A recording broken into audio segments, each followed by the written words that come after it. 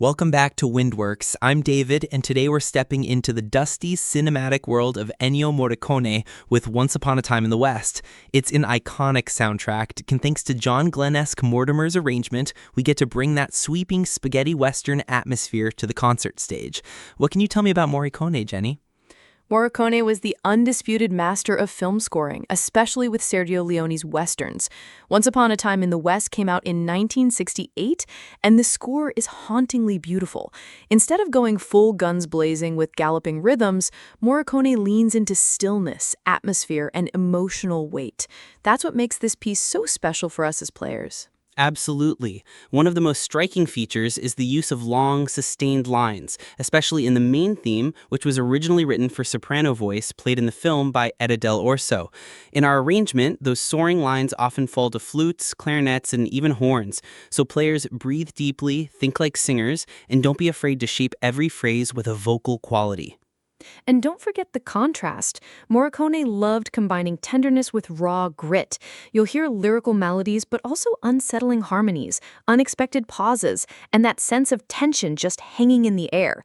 Low brass and percussion have a big role to play in underpinning the atmosphere. Steady, grounded, but never overpowering.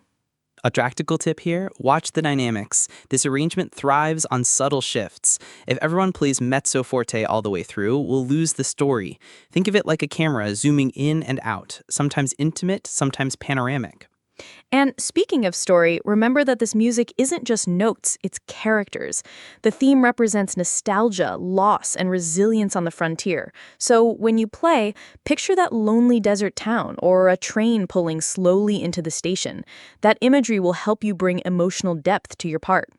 For ensemble balance, woodwinds should listen carefully to the horn and trumpet lines. Often, they're the ones carrying Morricone's golden horizon sound.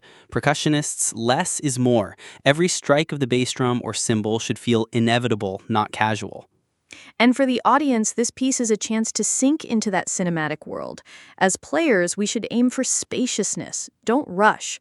Trust those long silences and suspensions. They're just as important as the notes themselves.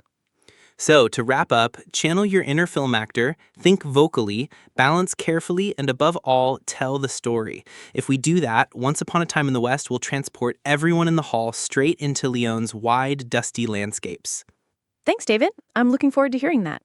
That's all for this episode of Winworks. Next time, we'll dive into another classic of the repertoire. Until then, happy playing and keep the music alive. Oh, and don't forget to click the link in the description to listen to an example performance of this piece.